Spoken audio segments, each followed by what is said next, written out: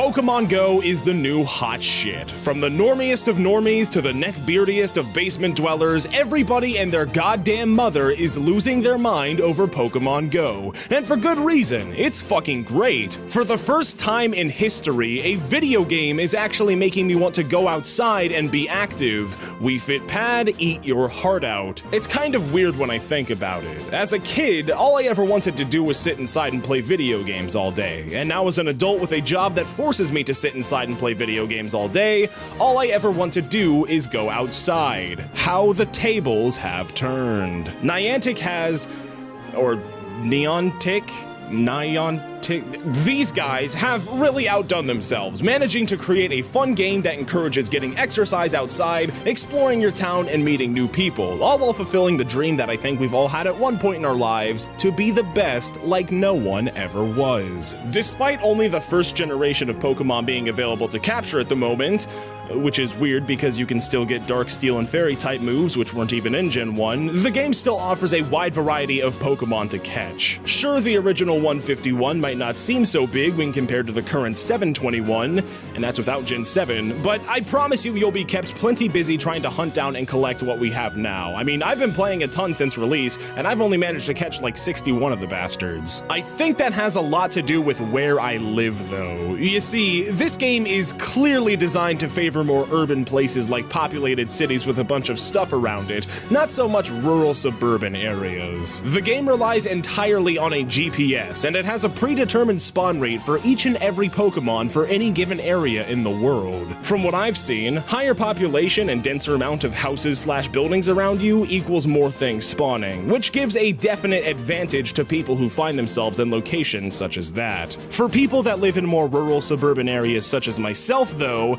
we have it a bit harder. Like, I could walk down the street for 15 minutes straight and not get a single encounter, but for all of my friends who live in cities like New York or LA, for example, they sometimes just find Pokemon hanging out in their own home. On top of that, they also have a much easier time collecting items and Pokecoins due to all of the Pokespots and gyms around them, so that's pretty unfairly boosted too. Yeah, the only way to collect certain items like potions and revives, both of which are like required for fighting gyms by the way, is to get up and actually go to one of these predetermined locations on the map that holds a few of these things. These locations can be just about anything in the real world, from banks to signs to statues to graffiti, and just about everything in between. Now surprisingly, as I said, not many things like that are really out here in the rural suburbs of Kansas, so me along with everyone else who knows my kind of pain, kind of got the shit end of the stick here. So aside from running around and catching Pokemon all day, what else can you actually do in this game? When you hit level 5 and challenge a gym for the first time, which can also be any random place like a church or a statue, etc.,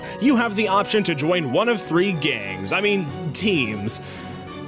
No, I think I was more accurate with gangs. You get to decide whether to be one of the yellows, Team Instinct, the blues, Team Mystic, or the shitters, Team Valor. Listen, I try to tolerate Instinct and Valor the best that I can, but the cold hard truth is that if you're not a part of Team Mystic, you're really just nothing more than a second-class citizen. Now don't get mad at me for saying that, that's just the truth. Now I will actually give a pass to some yellow bros out there who live in places like Compton or Chicago, though. I understand how affiliating yourself with either the color red or blue can be a bit, you know, dangerous in places like that. Anyway, you and the rest of your team compete against the other 2 teams to fight for control over various gyms scattered throughout the world. You and your team work together to defend your territory, or go out and attack and claim other people's. And the more I say this out loud, the more it's starting to sound like literal textbook turf wars.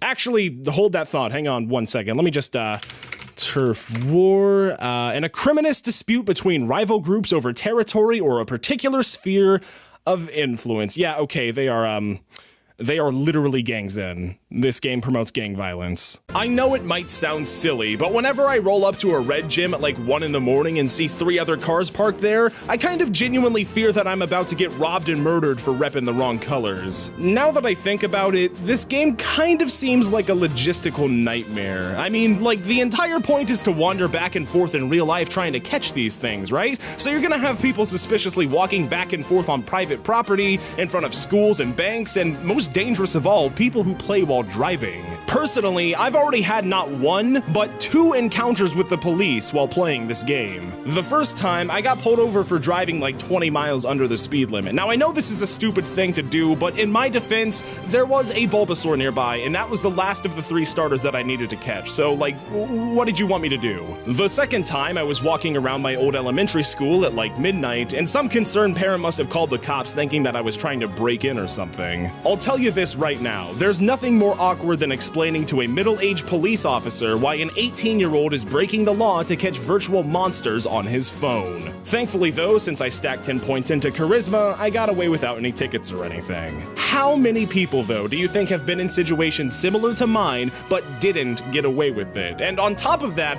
we're already getting a bunch of reports on how this game is leading to car crashes, muggings, falling off of cliffs, and much, much more. So it brings up the question, how long until Niantic gets sued? Let's all hope the answer is never, because A, I mean, that's just kind of natural selection, and B, because as I've said, Pokemon Go is the shit, and I don't want to see it go anywhere anytime soon. Now, it's hard to gauge when exactly this Pokemania will start to die down, because, I mean, let's be honest, people are going to just get bored eventually and stop playing, but for the time being, I'm having a great time, and just about everybody I know is having a great time too. My only regret is not buying 1,000 shares of Nintendo before Pokemon Go's release, because holy shit, they're actually making money again. Which is great because God knows that this thing didn't do much for them. Anyway, I think that's enough rambling for one day, and I got Pokemon to go catch, so that's gonna be it for this video. For those of you who haven't hopped on the bandwagon yet, go do so. It's completely free, and I promise you'll have a good time. And also make sure to join Team Mystic or else you're dead to me. Okay, thanks for watching, bye, roll the outro!